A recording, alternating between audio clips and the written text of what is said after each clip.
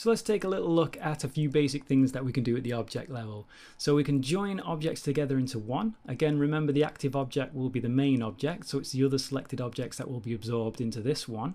So let's take this cube as our main active object. So I'm going to select the plane first and then shift select the cube. And then just before I do that, let's tab into edit mode and notice that we're actually only in the edit mode of the cube. So if I press A to select all the vertices, you can see at the top we've got vertices 8, edges 12, faces 6, and you'll see that it's 6 of 6. So if we press A again to deselect everything, you can see it's 0 of 6 faces that were selected there. If we now tab back into object mode, we can press Ctrl J to join them into one object, and you can see now we've lost the plane from the outliner. In fact, if we come to our object tab, you can see that the plane is no longer in the list.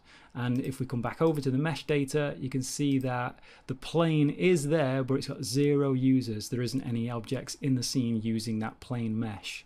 Incidentally, we can use this little F at the end there to just give it a fake user, because what will happen with this saying 0, when we shut down Blender and restart it again, it's going to clear out all this kind of stuff in here with 0 users. So while this is going to be present in our current session, when we start a new session of Blender by closing it down and starting it again and reopening the scene, it will basically purge everything in that list with a 0 by it. But if for some reason we wanted to preserve that in the background there, we could just select it, give it a fake user as it is now. So currently it's the object that we have in the scene here is using that mesh data, plus we've given it a fake user, so we've got 2 users altogether.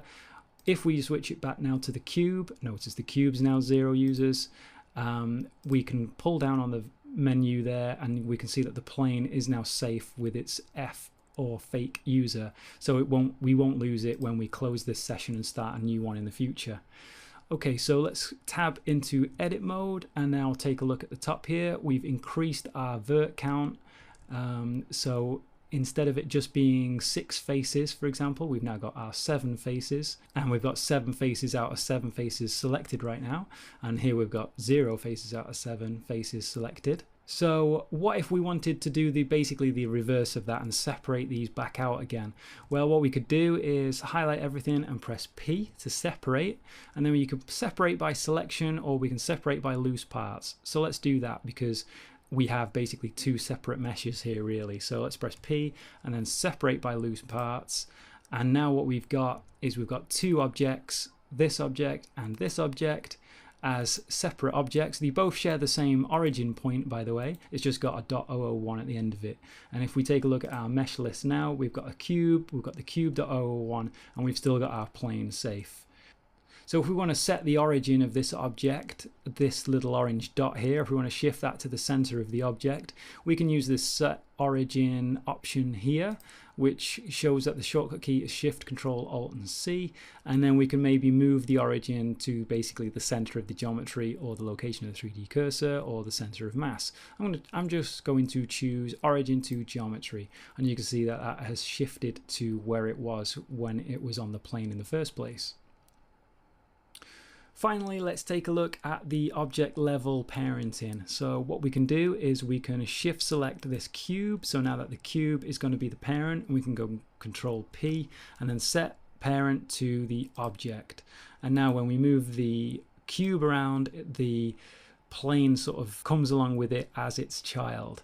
And we can take a look in the object data. We can see that this one doesn't have anything here, but if we take a look at this plane, we can see that the cube has been set to its parent. If we want to clear that, because we can still move things around in the plane, it's not going to affect the parent in that relationship, but we can actually clear the parent with Alt P, and then we can clear the parent and keep the transformation, for example, and that will just sever the connection between the two, but maintain wherever it's been dragged to along the way.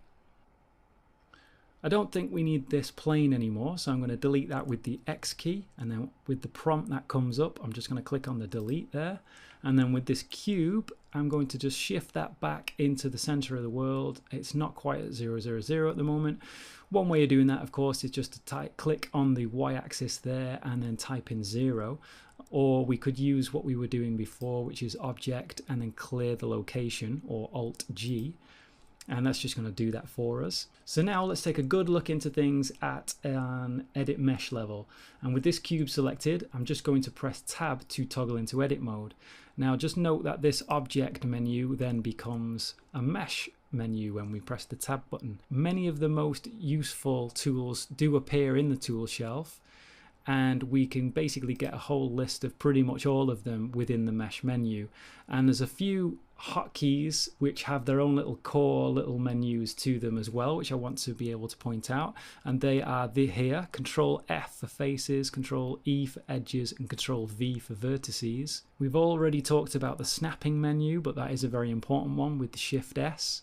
And then one that isn't necessarily listed on this menu is the specials menu, which is the W key.